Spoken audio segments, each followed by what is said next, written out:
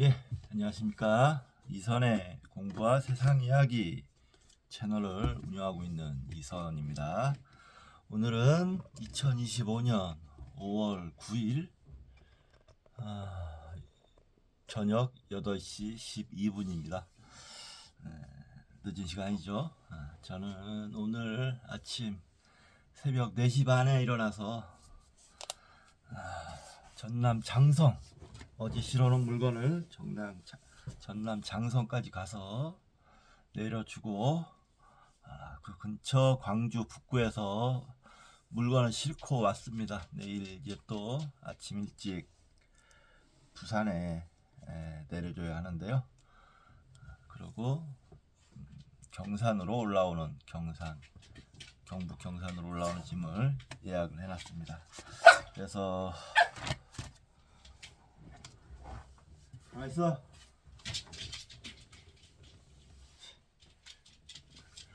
그래서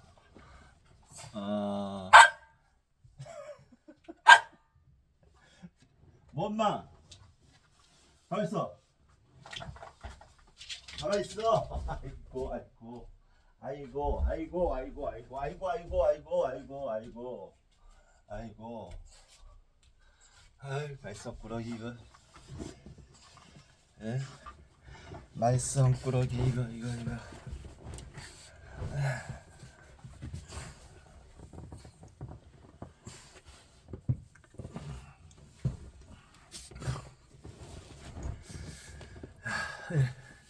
그래서 내일 토요일인데 내일도 일을 해야 될 것입니다. 이번 달에는 매출도 좀 올려야 합니다. 돈도 좀 벌어야 돼요. 열심히 하고 내일 뭐 좀 일찍 들어왔으면 좋겠는데 일찍 들어올 것으로 예상은 하고 있습니다만 어떻게 될지는 가봐야지 알겠죠. 그렇게 하고 이제 자리에 앉았습니다. 오늘 책을 이제 당분간은 매일 새로 산 책을 소개시켜 드린다고 했는데요. 오늘 책은 짠 이겁니다. 결국 국민이 합니다. 이재명 즈음 이렇게 되어 있는데요. 이 책을 산 이유는 저도 몰랐는데 이재명 대표가 아주 여러 건의 기소를 당했지 않습니까? 검찰로부터. 근데 그게 그런 변호사비나 법원 대응하는데 사비가 들어간대요. 사비가. 저는 이게 또 딱 당에서 뭐 어떻게 뒷받침을 해주는지 알았는데 그래서 경제적으로 매우 힘든 상황이라고 뭐 이렇게 하더라고요. 얘기를. 근데 검찰이 정말 사소한 걸로 이재명 대표에 대해서 뭐 대장동 같은 경우냐 뭐 이수가 있다고 치더라도 의혹이 있다고 치더라도 한 점 밝혀내지 못했잖아요. 그러면은 딱 손 털고 물러나지도 않고 뭐 그냥 사소한 걸로 그 방송에 나와서 말한 걸 가지고 꼬투리 잡아서 기소하고 그렇게 해가지고 사람 말려 죽이는 작전이라 그러더라고요. 예. 그런 식으로 검찰이 아주 사람을 괴롭힌다 그래요. 그 사람이나 뭐 집단도 마찬가지인데 그 자기의 상대를 뭐 적이라고 해도 좋고 상대를 괴롭히는 어떤 식으로 괴롭히는가 하는 그런 모습으로도 그 인간이 어떤 인간인지 알 수 있어요. 아주 치졸한 방식으로 아주 막 소송 여러 개 걸어가지고 돈 그 사비 나가도록 해서 괴롭게 만들겠다는 거 아니에요. 아주 치졸한 방식으로 사람을 괴롭히는데 이게 그들이 어떤 인간들인지 알 수 있는 거예요. 이걸 봤을 때 아주 치졸한 인간들, 지들 같은 방법으로 사람을 괴롭히는 거예요. 검찰, 윤석열, 김건희 안 봐도 뻔합니다. 안 봐도 어떤 인간들인지 이런 걸로 보면 다 알 수 있습니다.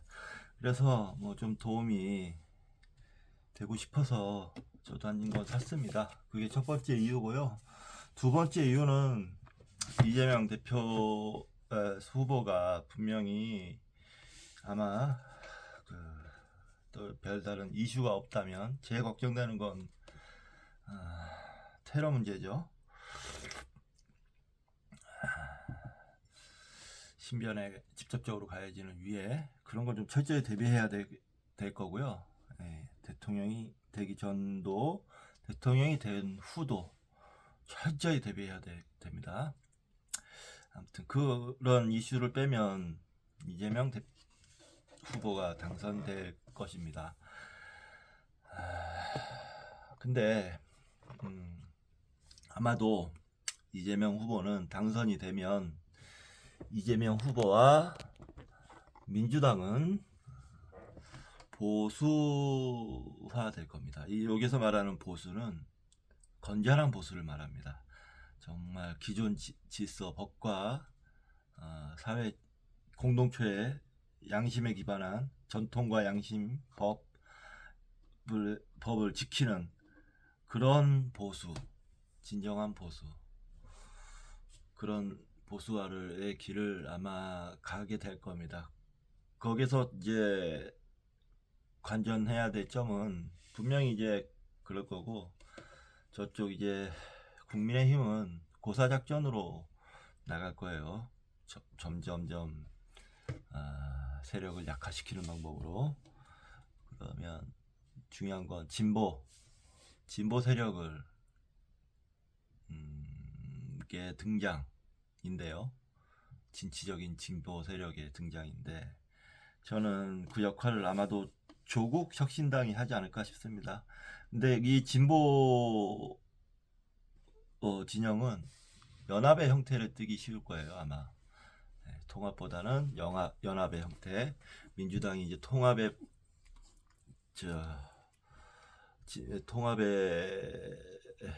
길로 간다면 통합의 스탠스를 취하고, 심지어는 김무성까지도 영입을 하려고 했었다잖아요. 정말 생각보다 넓은 보폭인데 제가 봤을 때도 아무튼 그 정도 스탠스라면 정말 완전히 오른쪽을 보수 우파를 접수하겠다 이런 의지가 드러납니다. 문제는 이제 진보 진영이 어떻게 새로운 진용을 갖추게 될지 그게 관심사인데요.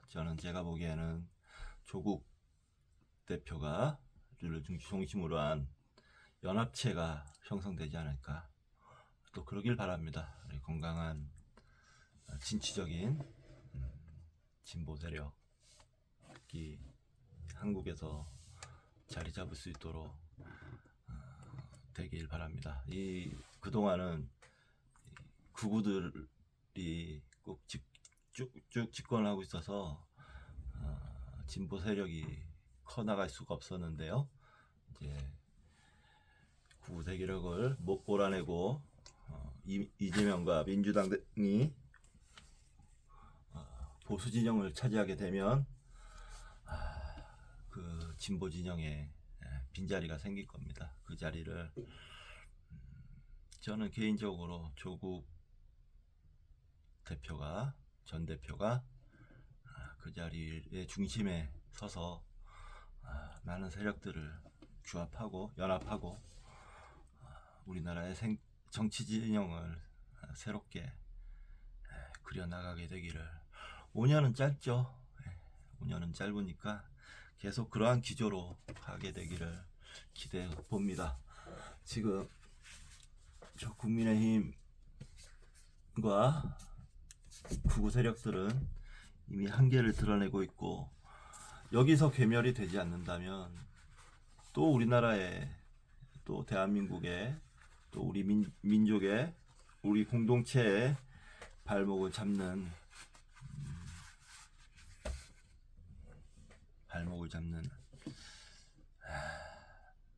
족쇄 같은 존재로 남게 될 것입니다. 그러면 그건 도저히 용납할 수가 없습니다. 이번 기회에 싹 저들을 저쪽으로 몰아내고 최대한 축소시키고 세력을 새롭게 진영 그림을 윤곽 그 운동장을 운동장이라고 할까요? 아무튼 구조를 정치 지형을 짜나가게 됐으면 좋겠습니다. 그래서 결국 국민이 합니다. 이 책은 나중에 이재명 후보가 대통령이 되고 뭔가 초심이 잃은 것 같다, 아니면 뭔가 조금 문제가 있는 것 같다 할 때 그때 비판할 용도로 샀습니다. 그 두 가지 용도로 저 책을 샀다는 걸 알려드립니다. 전 내일 이제 또 5시에 일어나야 하거든요. 5시에 일어나서 일찍 나가야 되니까 5시 맞지? 네. 그래서 좀 일찍 자야 돼요. 근데 오늘 집에 한 2시 반 정도에 들어왔는데, 집에 2시 반 3시 정도에 들어왔는데 조금 잤어요. 자서 이제 조금 피곤함이 덜하기 때문에 자리에 앉았습니다. 독서 공부를 좀 하기 위해서, 촬영을 하기 위해서. 그래도 좀 일찍 자야죠. 내일 일찍 일어나려면. 자, 이번 시간은 새 책, 제3의 침팬지, 제러드 다이아몬드 박사. 이전에 제가 미리 이 책을 읽을 거라고 예고는 드렸고요.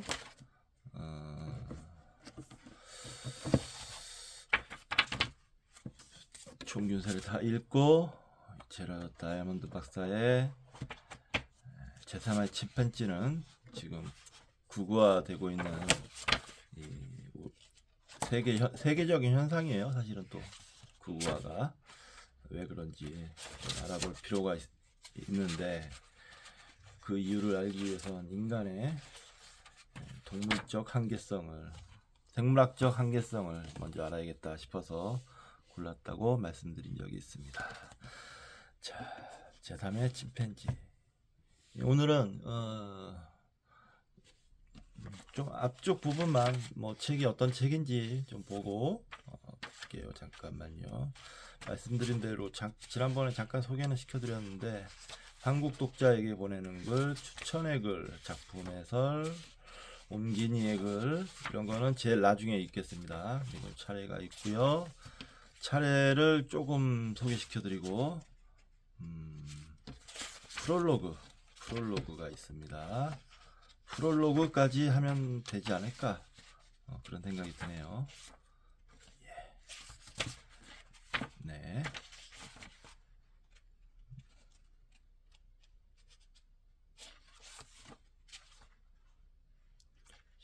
13장, 19장까지 있는데 19장까지가 있으니까 한 장씩 읽어 나가게 되지 않을까? 네, 총균세도 그랬어요. 아니면 좀 짧은 장은 2장씩 읽고 그런 식으로 하면 될 것 같습니다. 자, 제3의 침팬지. 인류는 과연 멸망하고 말 것인가? 제러드 다이아몬드, 김정흠 옮김 해설, 이현보, 문학사상사에서 나왔습니다. 영국 과학출판상과 미국의 LA 타임스 출판상 수상. 보통 침팬지와 98.4%나 유전자가 같은 제3의 침팬지는 1.6% 차로 인간이 됐고, 이젠 왜 멸망 위기에 섰는가? 소설처럼 재미있게 쓴 사람의 과거, 현재, 미래의 모든 것, 이렇게 되어 있습니다. 자, 책 날개 조금 읽어보겠습니다. 제3의 침팬지는 무엇이 우리를 인간이게 하는가라는 물음에 대한 도전적인 탐구. 다른 동물과 비교한다면 인간은 아주 특별한 존재처럼 여겨진다. 하지만 많은 점에서 인간은 단지 침팬지의 일종에 불과하다. 우리의 유전자 98.4% 이상은 침팬지의 유전자와 동일하다. 놀랄만하고 설득력 있는 이 책에서 다이아몬드는 인간을 유인원과 다르게 만든 유전자 1.6% 속에 무엇이 있는가를 탐색한다. 차례로 넘어가겠습니다.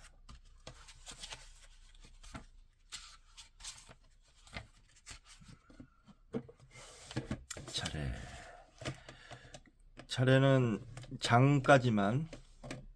장의 제목까지만 소개시켜드리고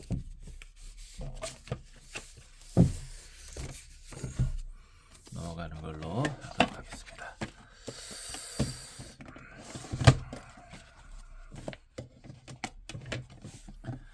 프롤로그. 인류의 종말이 다가오고 있다는 예언은 적중할 것인가? 살벌하네요. 프롤로그부터. 살벌하네요. 인류 종말이라. 과연 인류 종말이 인간의 동물적 한계 때문에 발생하게 될 것인지, 그 대사건이 그럴까요? 자, 봅시다.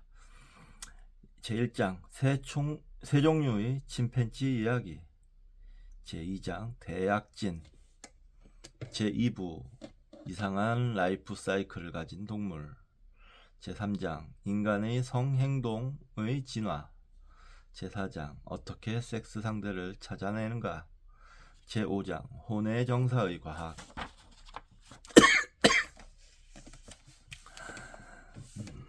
제6장 자옹도태와 인종의 기원, 제7장 왜 늙어가고 죽는 것일까, 제3부 인간의 특수성, 제8장 사람의 언어로 가는 다리, 제9장 예술의 기원, 제10장 인간에게 농업은 축복인가, 제11장 왜 흡연과 음주와 해로운 약물에 빠지는가, 제12장 광활한 우주 속의 외톨이, 제4부 세계의 정복자, 제13장 최후의 첫 대면, 제14장 어쩌다 정복자가 된 인간들, 제15장 말, 히타이트어 그리고 역사, 제16장 종족 학살의 성향, 제5부 갑자기 역전된 진보, 제17장 황금시대의 환상, 제18장 신세계에서의 정격전과 감사축제,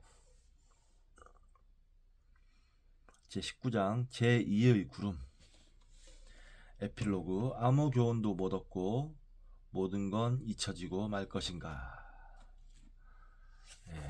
뭔가 좀 살벌해요. 뭔가고 좀 차례부터 서늘한 느낌이 듭니다. 자, 이제 본격적으로 읽도록 하겠습니다. 프롤로그. 인류의 종말이 다가오고 있다는 예언은 적중할 것인가? 인류의 종말이 다가오고 있다는 예언은 적중할 것인가? 지금과 같은 인구 증가와 환경 파괴가 계속된다면 이것은 필연적일 수밖에 없을 것이다. 하지만 아직 희망은 있다. 이 책은 인류의 흥망에 관한 다음 주제를 논함으로써 미래의 희망 메시지를 전해줄 것이다. 물론 인간이 동물과는 전혀 다른 존재라는 것은 의문의 여지가 없다. 그와 동시에 신체 구조나 신체 분자의 가장 미세한 부분에 이르기까지 인간이 대형 포유류의 한 종류라는 것도 틀림없는 사실이다. 그러한 모순이야말로 인간이라는 종이 가진 가장 흥미로운 특징일 것이다. 그것은 누구나 잘 아는 사실인데도 정작 어떻게 해서 그렇게 되었는지, 또 그것이 무엇을 의미하는지는 여전히 파악하기 어려운 일이 아닐 수 없다.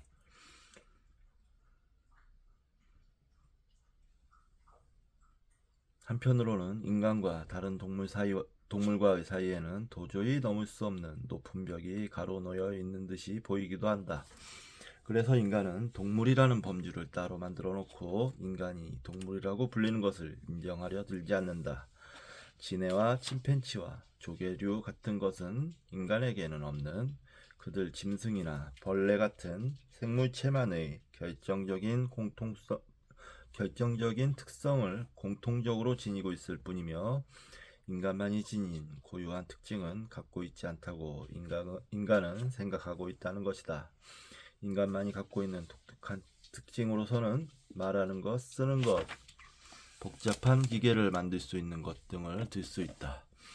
인간은 생활하기 위해 맨손이 아니라 도구를 활용한다. 거의 모든 인간은 옷을 입고 예술을 사랑하며 종교를 믿는다. 인간은 지구 구석구석까지 퍼져 지구상의 숱한 에너지와 생산의 대부분을 지배하고 있으며 더욱이 대양의 깊은 바다에서 우주에 이르기까지 그 영역을 확대해 가고 있다. 한편 집단 사육이나 고문을 하면서 쾌감을 느끼는 심리, 마약 등 유독물질 중독, 몇 천인지 모를 다른 종을 멸종시키는 등 부정적인 행동도 인간의 독특한 일면의 성격이다.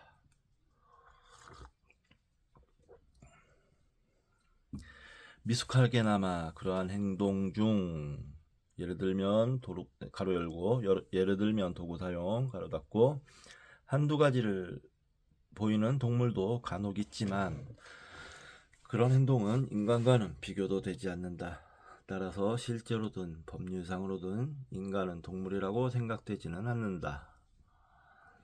1859년에 다윈이 인간은 유인원에서 진화했다는 이론을 발표했을 때 인간은 신에 의해서 따로 특별히 창조되었다고 믿어왔던 사람들은 그의 학설을 어처구니 없다면서 받아들이지 않았다. 아직까지도 미국에서는 대학 졸업자 4분의 1을 비롯한 수많은 사람들이 그렇게 믿고 있다. 이 미몽에서 깨어나야 됩니다. 어떻게? 저 성경, 구약, 그 중에서도 구약에 야훼가 진흙을 빚어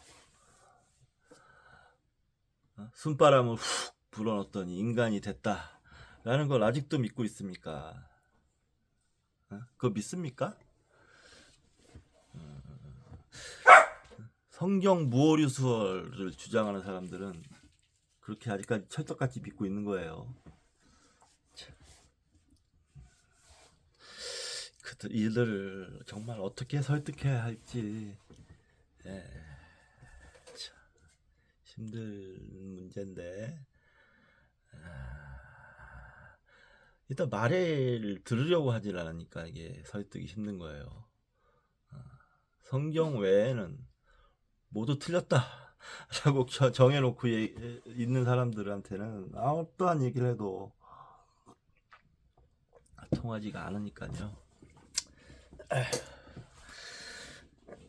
예, 종교 저 기독교와 기독교와 저 그 외 불교 여러 종교 공부도 앞으로 해나갈 건데 그런 문제도 좀 다루겠습니다 앞으로. 그래서 좀 보고 있어요. 이제 종교 문제도 공부를 조금씩 시작해야 될 텐데 저도 논문도 써야 되고요. 생각하고 있습니다. 자, 그러나 다른 면에서 보면 인간은 동물인 이미 분명하다. 여느 동물과 신체 구조가 같고 분자나 유전자도 같다. 인간이 특별히 어떤 종류의 동물인가를 생각해보면 더욱 분명해진다. 인간은 외견상 침팬지와 매우 비슷하기 때문에 인간이 신에 의해 창조되었다고 굳게 믿었던 18세기의 해부학자들조차도 이미 인간과 침팬지의 유연성을 이미 알고 있었다. 인간에게서 옷을 벗기고 모든 소유물을 빼앗은 후 말하는 능력마저 없애버리고 오로지 으르렁거리는 소리밖에 낼 수 없게 만든 다음 신체 구조만 그대로 두었다고 가정해보자. 그들을 동물원의 침팬지 우리 옆에 놓고 옷을 입고 말을 하는 다른 인간들에게 동물원을 방문하게 해보자. 외양은 우리와 똑같아도 그들은 두 발로 서서 걸을 줄 아는 털없는 침팬지일 뿐이다. 외계에서 동물학자가 온다면 그는 우리들을 자일의 피그미 침팬지, 그 밖의 열대 아프리카에 사는 일반적인 침팬지와 함께 단순히 제3의 침팬지로 분류할 것이다. 외계에서의 동물학자는 그 외계인은 생물에서 출발 안 했답니까? 이것도 그 외계인이 만약에 제3의 침팬지라고 분류를 했다면 좀 오만하죠? 사실은 자기도 동물일 텐데 뭐 딱 지금 중요한 게 외계 생명체가 발견이 안 돼 있지 않습니까? 아직 화성이든 달이든.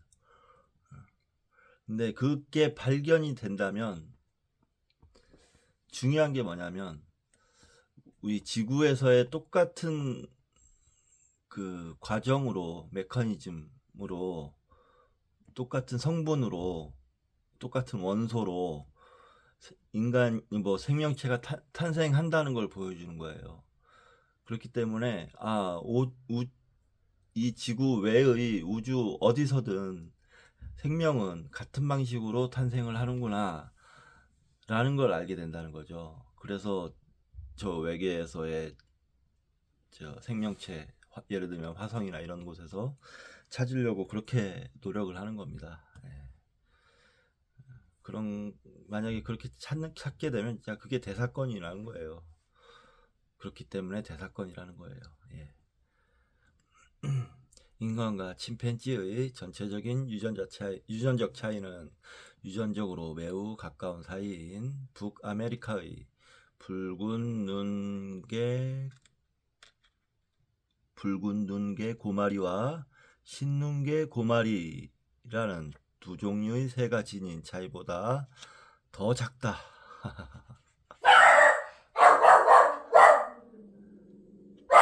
즉 인간은 아직 과거의 생물학적 유산의 거의 전부를 그대로 짊어진 채 살고 있는 것이다. 다윈 시대 이래로 유인원과 현대인 사이에 별로 차이가 없다는 것을 증명하는 몇백 가지의 생물 화석이 발견되어 이성을 지닌 인간이라면 더 이상 그처럼 명백한 증거를 거부할 수는 없을 것이다. 인간은 유인원의 한 종에서 진화했다는 예전에는 어처구니없게만 여겨지던 이론은 확실한 과학적 근거에 따라 증명됐던 것이다. 하지만 그와 같은 사라졌던 연결고리가 발견되긴 했지만 더욱 흥미롭고 또 완전히 풀리지 않는 문제가 더욱더 많이 제기되어 왔다. 인간이 새롭게 찾아낸 아주 작은 새로운 부분, 그것은 인간과 침팬지 유전자가 틀리는 1.6%의 부분, 이 인간의 고유한 특성을 갖게 했다는 것은 의문의 여지가 없다. 우리 인류가 그 특이한 적은 유전자 때문에 겪게 된 체험은 커다란 진화의 귀결 중의 몇 가지 작은 변화이며 인간이 진화한 과정을 전체로 볼 때 그 1.6%의 특이한 유전자 덕분에 인간이 비로소 인간답게 된 것은 극히 최근의 변화라고 보아야 할 것이다. 실제로 불과 10만 년 전에 만약 우주에서 온 동물학자가 있었다면 인간을 단지 대형 포유류의 한 종류로 보았을 것이다. 물론 인간은 두 가지의 기발한 행동을 보였을 것이다. 불과 도구의 사용이 바로 그것이다. 그러나 만약 외계에서 온 방문자가 인간의 그런 행동들을 보았다고 해도 비버와 바우어새의 행동 이상으로 특별히 심각하게 생각하거나 하진 않았을 것이다. 글쎄요, 좀 비약이 심한 것 같아요. 분명히 구분되는 것이죠. 불을 사용하고 언어를 사용하고 했다면, 도구를 사용하고. 아무튼 불과 수만 년 개인 기억에 비춰보면 정신이 아득해질 정도로 거의 무한한 시간이지만, 인간이라는 종의 역사로 볼 때는 불과 한순간에 지나지 않는 시간 사이에 인간은 독특하면서도 위험스러운 성질을 확실하게 나타내기 시작하였다. 이게 약간 좀 오래된 책이잖아요. 1975년? 아니, 75년 아니고 1995년 뭐 이쯤으로 알고 있는데, 이게 좀 오래된 책이라서 그런지 약간 이런 표현들이 좀 진부한 표현들이 좀 있네요. 감안해서 읽어야 되겠습니다. 인간이게 하는 극히 미미한 요소는 그 도대체가 무엇이었을까? 인간의 독특한 특성이 매우 단기간 사이에 나타났고, 육체적 변화는 거의 동반하지 않음으로써 인간이 지닌 여러 특성 또는 적어도 그 선례는 동물들 가운데에도 이미 존재하고 있었던 게 틀림없다. 예술과 언어, 집단 학살과 약물 남용 등에 관해서 과연 동물들에게 어떤 선례를 찾아볼 수 있을까?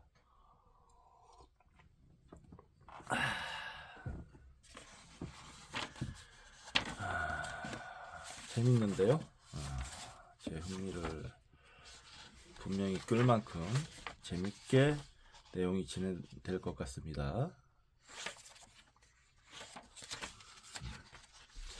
뭐 잠깐 쉬도록 하겠습니다. 잠깐 쉬고 마저 뵙겠습니다.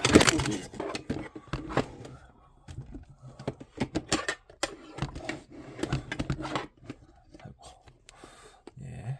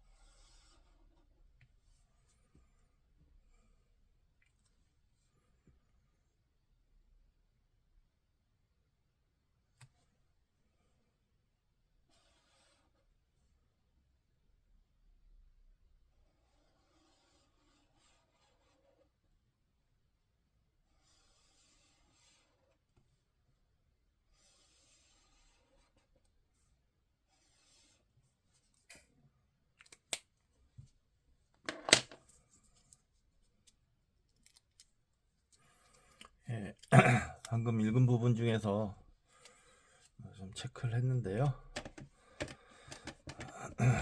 인간이 새롭게 찾아낸 아주 작은 새로운 부분, 그것은 인간과 침팬지 유전자가 틀리는 다른이겠죠.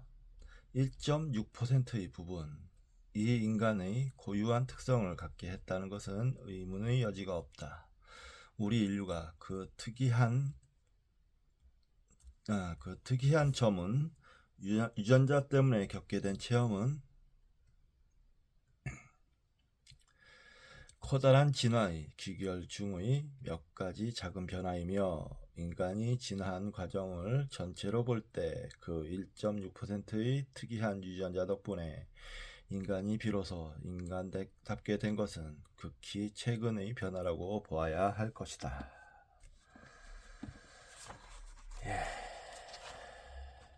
요거를 했습니다. 체크를 했습니다. 자, 오늘날 인간이 하나의 동물류에서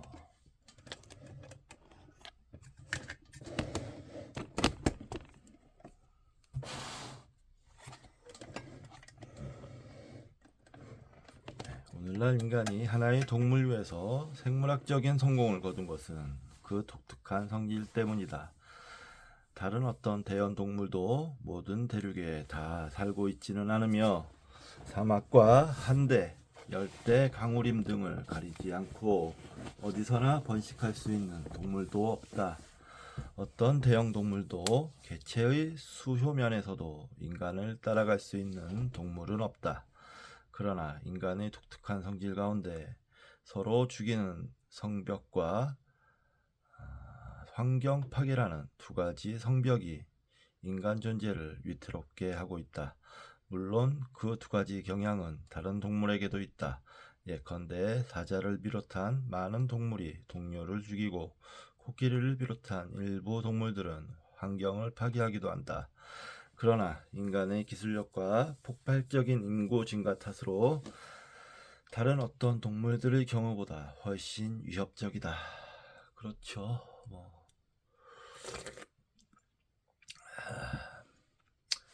사자의 폭력성이나 인간의 코끼리의 환경 파괴 정도는 인간에 비하면 애교죠. 애교도 안 될 겁니다.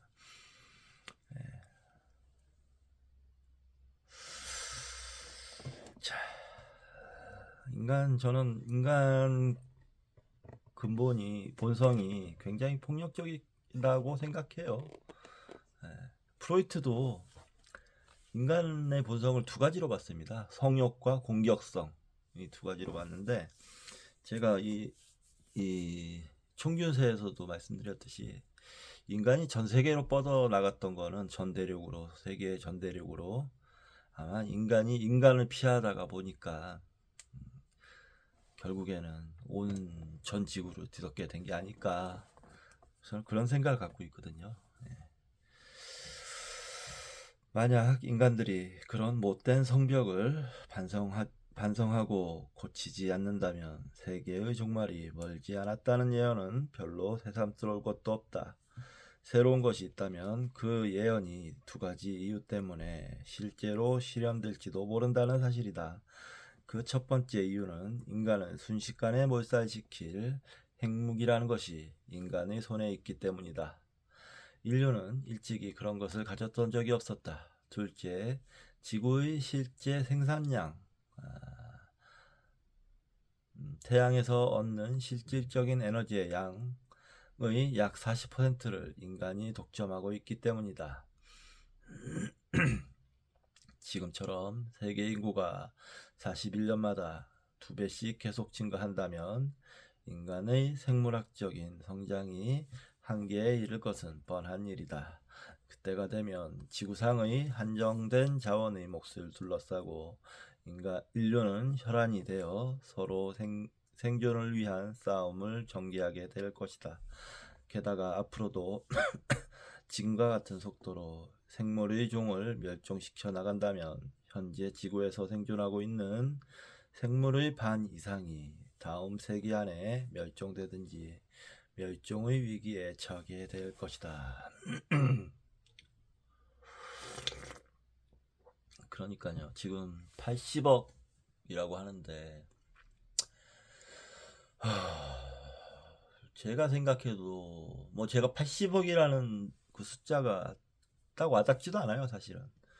근데 그 80억 인구가 정말 저처럼 소비한다? 저도 지금 대한민국에서는 하층민이지만 경제적으로나 사회적으로나 하층민이지만 대단한 소비를 하고 있다고 생각해요, 스스로. 많은 소비를 하고 있다. 근데 80억 인구가 이걸 다 한다? 감당 못할 것 같습니다. 지구가. 그렇기 때문에 빈부의 격차가 생길 수밖에 없고, 그런 이 소비의 풍요로운 소비는 소수에게 독점될 수밖에 없는 게 아닐까, 그런 의미에서 그런 생각도 해보게 됩니다. 인간은 자기 자신의 생존과 생활을 많은 종에 의지하여 살아가고 있는데, 그처럼 많은 종의 씨를 계속 말려간다면 마침내 자신의 씨까지도 말리게 되는 위기를 맞게 될 것이다. 그러면 누구나 알고 있는 이런 우울한 사실을 왜 반복하는 것일까? 맞죠? 자기 자신의 생존과 생활을 많은 종에 의지해 살아가고 있는데 그처럼 많은 종의 씨를 계속 말려 나가고 있잖아요, 우리가. 환경 파괴로 인해서 인간 때문에 멸종된 수많은 동물들, 꿀벌도 이제 못 살 지경이 됐지 않습니까? 아인슈타인이 꿀벌이 멸종하면 인간도 멸종한다라고 얘기를 했다는데,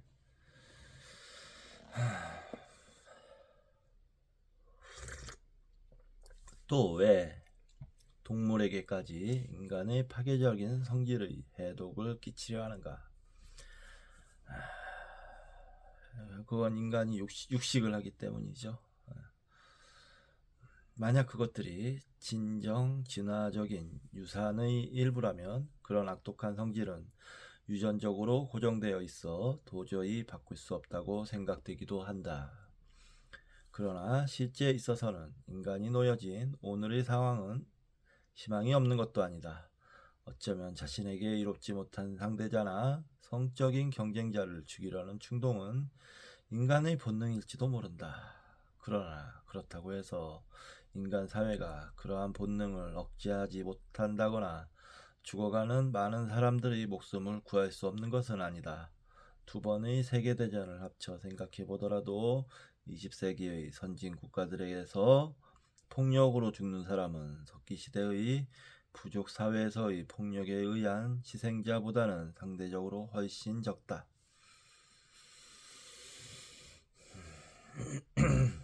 과거의 인류와 비교할 때 현대인들의 수명은 훨씬 연장됐다. 또한 개발업자나 파괴자와의 투쟁에서 환경보호론자가 언제나 지기만 하는 것은 아니다. 페닐케톤 요증과 청소년 담요병 같은 몇몇 유전적 질환도 이제는 그 증상을 경감하고 치료할 수 있다. 인간이 현재 처해 있는 상황을 내가 계속해서 강조하는 목적은 같은 잘못을 되풀이하지 않기 위해서다.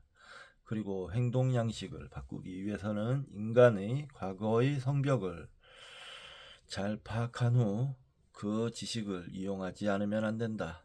이것이야말로 이 책의 헌사에 깔려있는 간절한 희망이다.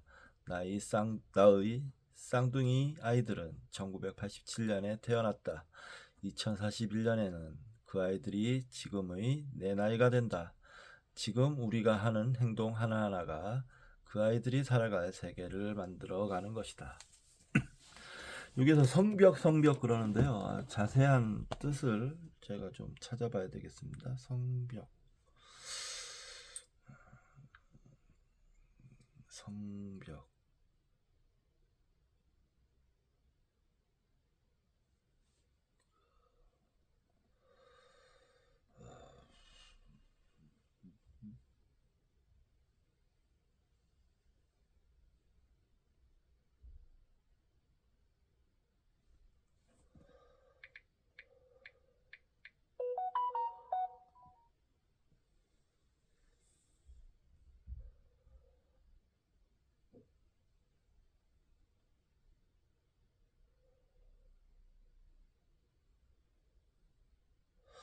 굳어진 성질이나 버릇. 예. 굳어진 성질이나 버릇이란 뜻입니다. 성벽. 예. 인간의 성벽. 인간의 굳어진 성질이나 버릇을 뜻합니다.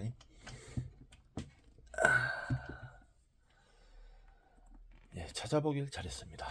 예.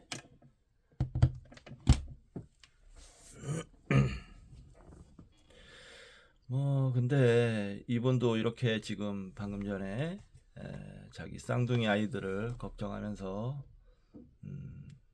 그들이 살아갈 세계를 만들어가는 것이다 하면서 걱정하는 거 보니 역시 생물학적인 동물적인 한계를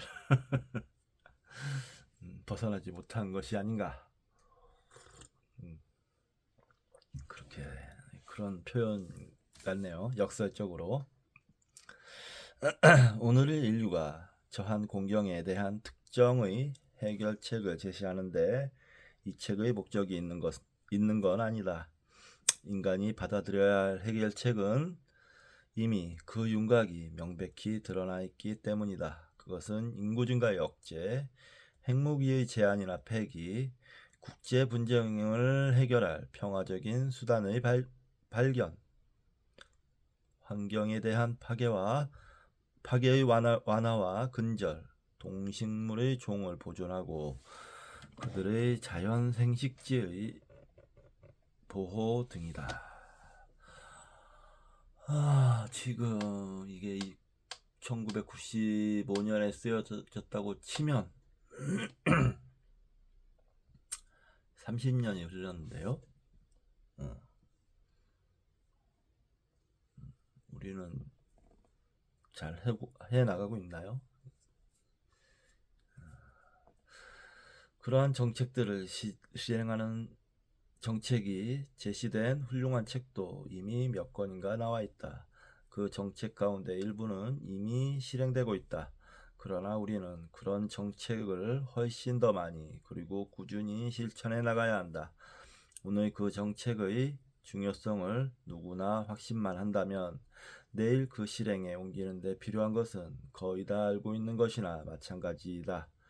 그렇지 않고 지금 우리에게 부족한 것은 그와 같은 인류의 멸망을 가장 효과적이고 가장 시급한 우선적 정책으로 실천하려는 정치적인 의지다. 나는 이 책을 통해 종으로서의 인간의 역사를 밟아봄으로써 그 의지를 되새겨 보려 한다.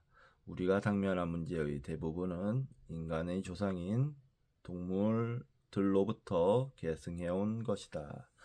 그 문제들은 인간이 옛날부터 힘을 축적해 나가고 인류를 늘려감에 따라 점점 더 커져 왔는데 특히 최근에는 급속도로 증가하고 있다. 과거의 많은 사회가 지금의 인류보다 훨씬 파괴력이 약한 수단을 가지고 있으면서도 자신들의 생존에 필요한 자원의 기반을 파괴함으로써 스스로를 파멸시켰다.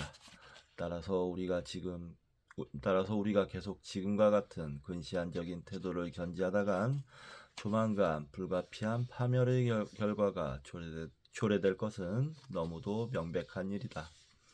정치사를 연구하는 학자들은 과거로부터 교훈을 얻기 위해 여러 나라와 지도자들을 연구한다고 말한다. 우리 인간의 역사를 배우는 뜻은 그런 목적에 훨씬 더 잘 부합된다. 인류의 역사에서 얻을 수 있는 교훈은 훨씬 더 단순하고 명백한 것이기 때문이다. 이 책처럼 광범위한 시야를 통해서 쓰여진 책은 모든 것을 다 포함할 수도 없고 그 내용이 선택적일 수밖에 없다. 많은 독자들이 자신의 관심 부분이 생략되고 다른 내용만 길게 다뤄졌다고 느낄지도 모른다. 그래서 독자들이 오해하지 않게끔 아예 처음부터 내가 갖고 있는 특별한 관심과 그 동기를 분명히 밝혀두기로 하겠다. 나의 아버지는 의사고 어머니는 어학에도 뛰어난 음악가다. 어릴 때 커서 어떤 사람이 되고 싶으냐는 질문을 받을 때마다 나는 아버지처럼 의사가 되고 싶다고 대답했다. 그때부터 대학 졸업반까지 자라는 동안 그 계획은 약간 바뀌어 의학과 관련된 연구를 하고 싶다는 생각이 들었다. 그래서 생리학을 공부했고 지금은 로스앤젤레스의 캘리포니아 의과대학에서 강의하며 연구하고 있다.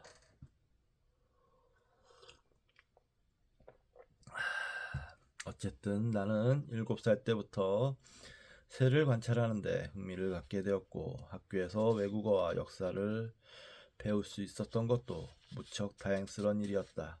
박사학위를 얻은 후에는 남은 일생을 생리학이라는 단 하나의 전문 분야에만 바쳐야 한다는 것이 점점 답답하게 생각되었다.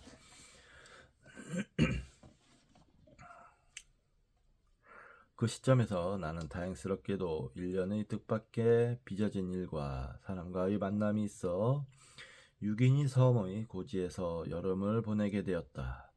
그 여행의 표면적인 목적은 유기니에 사는 새가 둥지를 트는 성공도를 측정하는 것이지만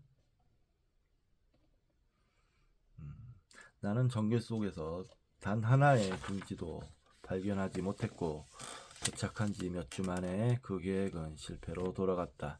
그러나 그 여행에서 내가 기대했던 진짜 목적만큼은 완벽하게 달성되었다. 즉, 이 세계에 남아있는 가장 훌륭한 비경 속에서 새를 관찰하며 나의 모험심을 만족시킬 수 있었던 것이다. 바우어 새와 극락조 같은 전설적인 유기니 새와의 만남을 계기로 나는 조류 생태학, 진화론, 생물지리학을 제2의 전공으로 삼게 되었다. 그 이후 조류를 연구하기 위해 몇 번이나 유기니와 그 주변의 태평양에 흩어진 여러 섬을 여행했다. 그러나 사랑스러운 새들과 점점 파괴당하는 살림 속에서 일하다 보니 자연보호학에 관심을 갖게 되었다. 따라서 나의 학문적 연구와 실질적인 활동을 결합시켜 정부의 자문역으로 일하면서 동물의 분포에 대한 내 지식을 응용해서 국립공원 건설을 계획하고 공원을 세울 마땅한 장소를 찾기도 했다.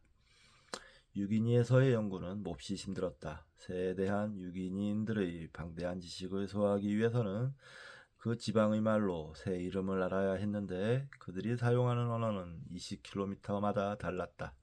그 점에서는 외국어에 대한 나의 흥미가 크게 도움이 되었다. 대단하네요.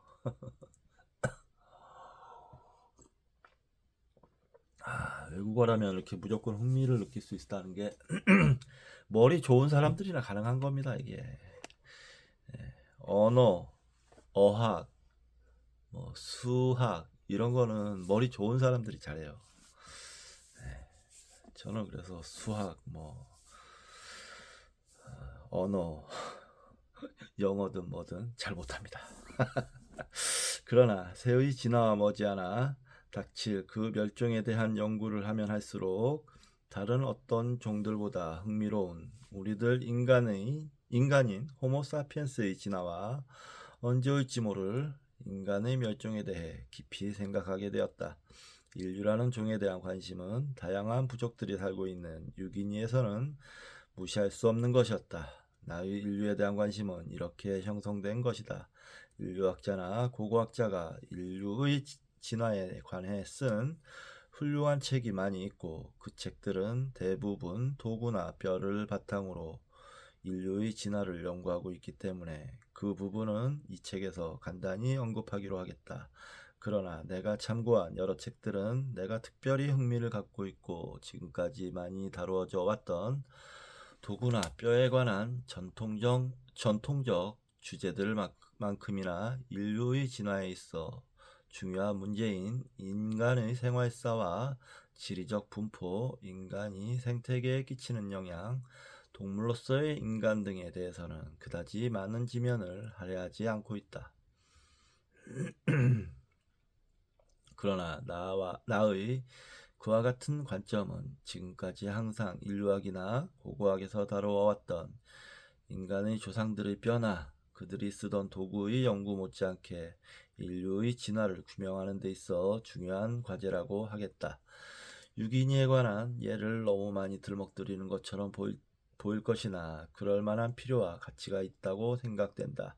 왜냐하면 유기니는 그저 하나의 섬이요 세계의 일부에 지나지 않기 때문에 오늘날 인류의 표본으로서 적당하다고는 할 수 없다고 할지는 모른다. 적당하다고 할 수 없다고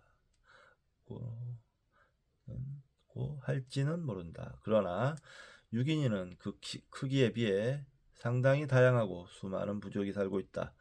오늘날 세계에서 사용되는 약 5,000개의 언어 중 1,000개는 유기인의 것이다. 또한 유기인에서는 현대 사회 잔재에 있는 많은 문화적 다양성을 찾을 수 있다.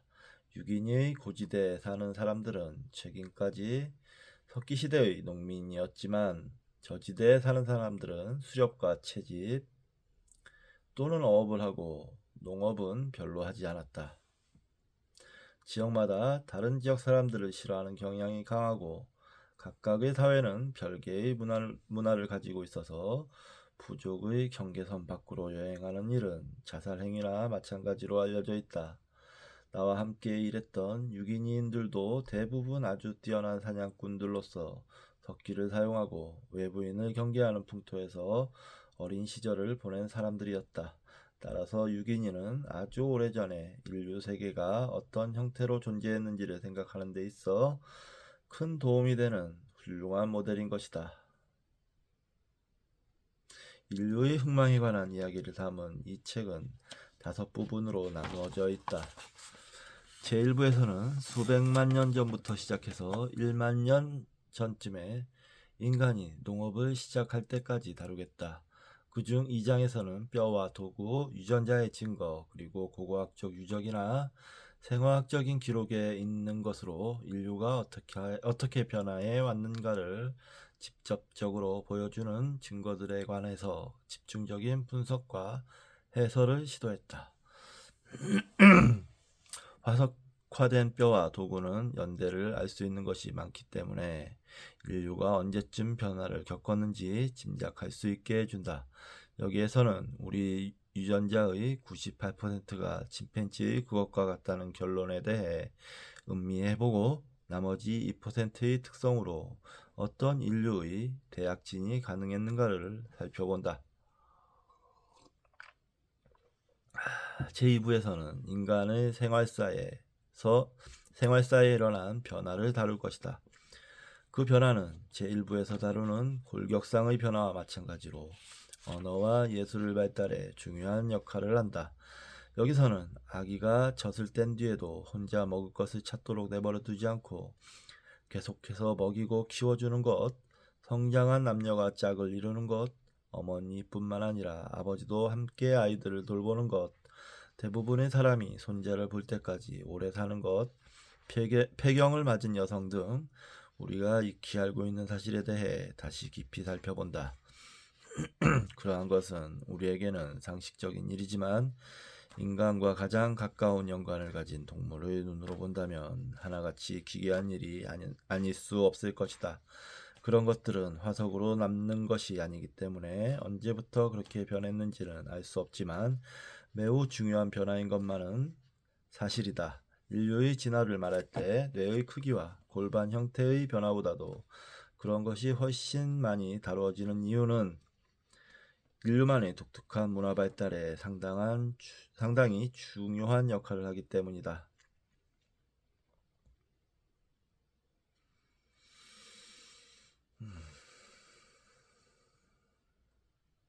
그렇죠. 그처럼 제1부와 2부에서는 인류의 문화가 번영해가는 생물학적 기반에 대해서 검토한다.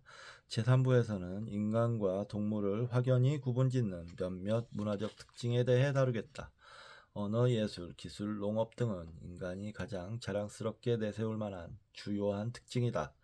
그러나 그런 놀랄만한 문화적 특징에는 유독성 화학물질의 남용 같은 어두운 그림자도 포함되어 있다.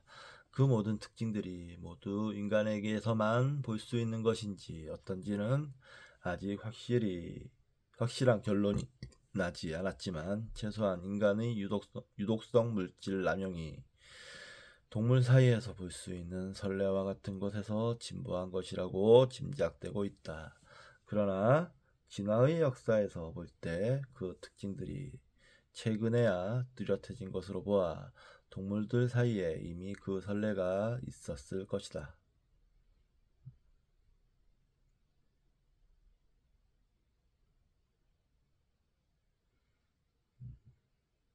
그 선례들은 어떤 형태로 나타났을까? 그와 같은 진보는 지구상에 존재하는 인간 생명의 역사에 필연적인 일이었을까? 그것이 필연이라면 우주 저편의 다른 많은 행성들에도 우리처럼 진보한 생명이 살고 있는 것은 아닐까? 화학 물질의 남용 외에도 인류를 멸망시킬 수 있는 어두운 그림자가 두 개나 더 있다. 사부에서 다루게 될 외부 집단을 사륙하는 경향은 동물들 사이에 이미 그 예가 확실히 있다. 개체와 집단 간의 대립으로 인하여 상대를 죽이는 동물은 인류 외에도 많이 있다. 다만 동물과 달리 인류는 기술적인 진보를 통해 살인 능력을 키워온 것이다. 살벌한 얘기네요. 그 정점이 히틀러죠. 히틀러와 나치. 제4부에서는 정치적인 의미를 띤 국가들이 형성됨으로써 문화적으로 동일화되기 전에는 항상 외부인을 경계하고 극단적으로 격리되어 있었던 인류의 상황을 검토한다. 여기서는 역사상 일찍이 볼 수 없었던 두 번에 걸친 처참한 세계대전에서 인류의 집단과 집단 사이에 벌어졌던 대립의 결말이 어떻게 해서 기술과 문화와 지리적 관계에 따라 좌우됐는가를 알아보고자 한다. 그리고 세계 역사에서 볼 수 있는 타민족 대량 학살에 대해서 검토한다. 그것은 정말 다시 생각하기조차 괴로운 문제지만 인류가 스스로의 역사를 올바로 인식하지 않으면 과거의 잘못을 점점 더 위험한 형태로 반복하게 되는 만큼 절호의 산 예가 되어 있다. 인류의 생존을 위협하는 또 하나의 어두운 그림자는 인류가 점점 대규모로 환경을 파괴하고 있다는 것이다. 동물의 세계에서도 이미 그 전조를 찾아볼 수 있는데 어떤 이유로든 포식자나 기생자로부터 통제 상태에서 벗어난 동물의 개체수는 자신들 내부 개체수를 조정하지 못하여 그들이 의존하고 있는 자원 기반을 파괴하는 데까지 증가한 다음 그대로 멸종으로 향하는 일이 있다. 그러한 위험은 더욱 크게 인류도 안고 있다. 인류에게는 특히 그러한 자기 파멸의 힘이 크다고 생각된다. 그것은 인류에 대한 동물이나 자연으로부터의 죽음의 공포는 거의 무시해도 좋을 만큼 되었고 어떤 환경도 통제할 수 있고 동물을 죽이고 그 서식처를 파괴할 인간의 힘은 무한하기 때문이다.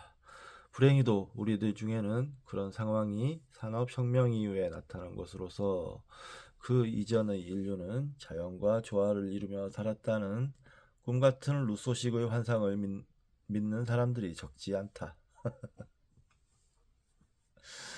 만약 그 환상이 사실이라면 예전에는 얼마나 뛰어난 미덕을 가지고 있었고 지금은 그 미덕이 어떻게 타락하고 말았는가라는 것 말고는 과거의 역사에서 배울 것이라고는 전혀 없을 것이다. 제5부에서는 제4부와 같이 인류의 현 상황이 정도가 심해졌다는 것 말고는 전혀 새로울 게 없다는 데 초점을 맞추고자 한다. 인간이 환경의 관리를 그르치면서 인간 사회를 관리하려는 시도야말로 과거에 몇 번이나 되풀이된 것이며 거기에서 배워야 할 것은 바로 오늘의 우리 인간들의 눈앞에 있다. 이 책을 마무리 짓는 에필로그에서는 우리가 동물의 상태에서 진화되어 온 과정을 더듬어 보면서 그 앞길에는 인류를 멸망으로 이끌어가는 속도가 점점 빨라져 간다는 사실을 강조하고자 한다. 그 그 위험이 아직 먼 앞날의 일이거나 이제 인류는 끝장이라고 생각했다면 나는 이 책을 쓰지 않았을 것이다. 독자들은 인류의 과거와 현재의 상태에 절망했더라도 희망의 징조는 보여지고 있으며 과거로부터도 배울 점이 있다는 메시지를 간과하지 말기를 바람하지 않는다.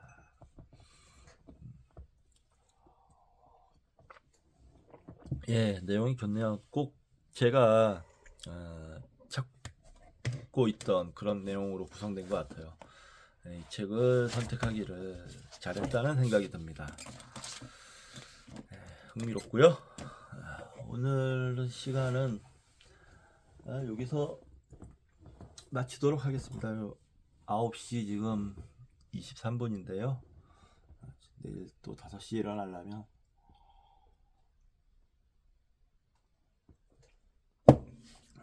일찍 자야죠. 예.